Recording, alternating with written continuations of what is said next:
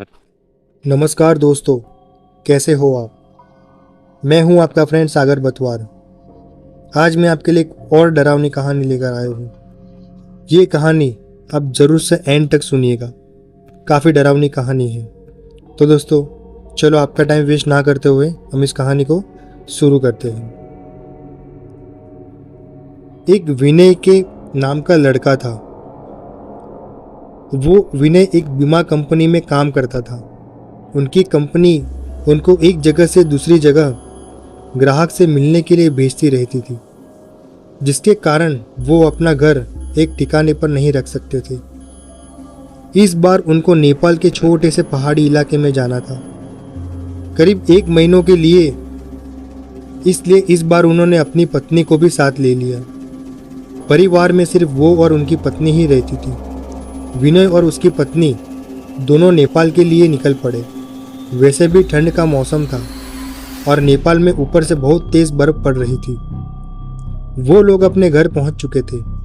अपने घर तक पहुंचने के लिए उनको बहुत संघर्ष करना पड़ा था, क्योंकि घर छोटे से गांव में एक पहाड़ी इलाके में था, जिसकी वजह से दोनों बहुत थक चुके थे। रात के 12:30 बज चुके थे। जहां वो रह रहे थे वहां दूसरे घर एक दूसरे से बहुत दूर थे। बाहर जोरों से ठंडी हवा और बर्फ गिर रही थी। दोनों अपने रजाई में दुबक कर आराम कर रहे थे कि अचानक उनको लगा कि किसी ने उनके घर का दरवाज़ा खटखटाया है।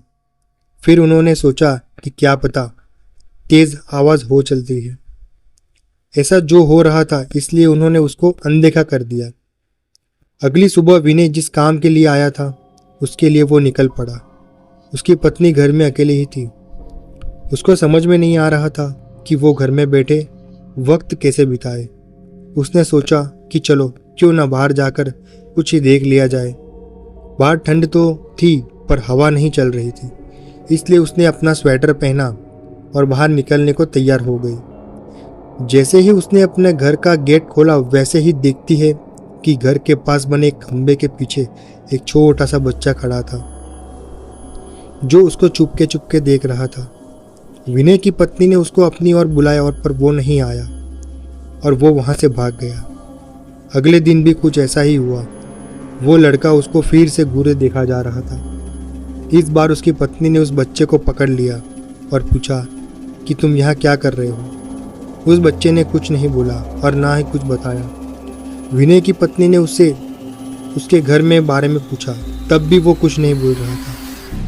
आखिर में उसका नाम पूछने पर उसने अपने धीमी सी आवाज़ में अपना नाम सूर्य बताया और फिर वहाँ से भाग गया। उसको उसका व्यवहार कुछ समझ नहीं आया।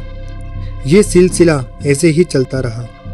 वो बच्चा रोज़ उसके खंबे के पीछे से निहारता रहता था। उस दिन रविवार की रात भी थी। दोनों घर में अंगीठी के सामने आग ताप कर रहे थे, क्योंकि बाहर की हालत बहुत ख़राब थी। इतनी ख़राब कि कोई थोड़ी देर के लिए बाहर निकल जाए तो उसकी जान चली जाएगी। अचानक दरवाज़ा किसी ने खटखटाया। उन दोनों को फिर से लगा कि शायद हवा ही चल रही होगी जो उसकी वजह से ऐसा हो रहा है। तभी फिर से किसी ने दरवाज़ा खटखटाया। इस बार खटखटाने की आवाज़ साफ आ रही थी। ये आवाज़ सुनकर दोनों डर गए, क्योंकि इतनी रात को वो भी जान ले लेने वाली ठंड में आखिर कौन हो सकता है। दोनों केवल एक दूसरे का मुंह देख रहे थे। अचानक दरवाजे के बाहर से धीरे धीरे रोने की आवाज़ आने लगी। तभी विनय ने जोर से आवाज़ में बोला, कौन है बाहर। कुछ देर तक आवाज़ तो नहीं आई, पर बाद में एक धीमी सी आवाज़ आई, दरवाज़ा खोलो, कृपया करके दरवाज़ा खोलो, बाहर बहुत ठंड है। ये आवाज़ किसी छोटे बच्चे की थी। तभी विनय की पत्नी को ये आवाज़ जाना पहचाने लगी। उसने कहा कि ये तो वही बच्चे की आवाज़ लगती है जो रोज़ घर के बाहर खड़ा रहता था। विनय की पत्नी ने कहा कि हमें उसे अंदर लाना चाहिए। वो भागते हुए अभी दरवाजे के पास जा रही थी कि अचानक उनके घर के फ़ोन की घंटी बजी।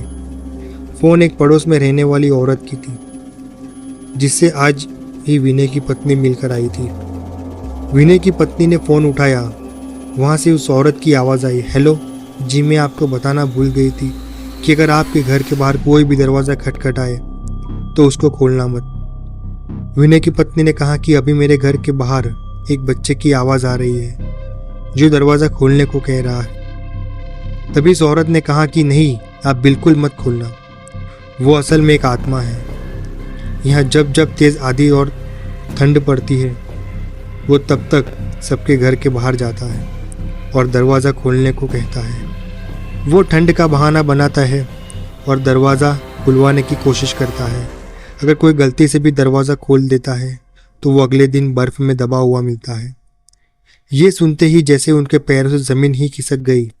वो सोचने लगे कि जो बाहर दरवाज़ा खटखटा रहा है वो असल में एक आत्मा है। उन्होंने दरवाज़ा नहीं खोला। अगले दिन ही वो दोनों भागकर पड़ोसी के पास गए और पूरे मामले के बारे में पूछा। उस औरत ने बताया कि इस गांव में एक परिवार रहता था। पहाड़ टूटने की वजह से उस परिवार का विनाश हो गया, पर एक बच्चा बच गया। वो दूसरों के घर जा जाकर खाना मांगता। एक दिन बहुत जोरों से बर्फ की आंधी पड़ रही थी। वो दूसरों के घर बाहर दरवाज़ा खटखटा कर घर के अंदर आने को गुहार लगा रहा था, पर किसी ने भी उसकी गुहार नहीं सुनी। ठंड की वजह से सब अपने घरों में दुबक हुए थे। कल सुबह होने पर उस बच्चे की लाश बर्फ में अकड़ी हुई मिली। आज भी कभी भी जोरों से बर्फ की आंधी आती है तो उसकी आत्मा सबके घर के पास आती है और गुहार लगाती है। ये सब सुनकर दोनों हैरान हो गए, लेकिन वो वहाँ 1 महीने जब तक रहे तब तक 3-4 बार उनके साथ ऐसा ही हुआ। लेकिन विनय का काम खत्म हो जाने पर वो वहाँ से चले गए। पर विनय की पत्नी के दिमाग में एक रहस्य हमेशा बना रहा कि उस घटना के बाद जो बच्चा उस रोज़ घर के बाहर दिखता था वो कभी नहीं दिखा। तो दोस्तों, ये कहानी जब मैंने सुनी तो मुझे भी काफ़ी डरावनी लगी, तो सोचा कि क्यों ना आपको भी मैं कहानी बता दूँ। और दोस्तों, अगर आपको ये कहानी मेरी अच्छी लगी हो तो मेरी वीडियो को, मेरी कहानी को, मेरी स्टोरी को ज़रूर लाइक कीजिए, ताकि मैं आपके लिए ऐसी और कहानी लेकर आऊँ। तो दोस्तों, मिलते हैं नेक्स्ट वीडियो में। और हाँ दोस्तों, सब्सक्राइब करना ना भूलें, क्योंकि हमारी ये न्यू चैनल है दोस्तों, आप लोगों का साथ बहुत ही ज़रूरी है।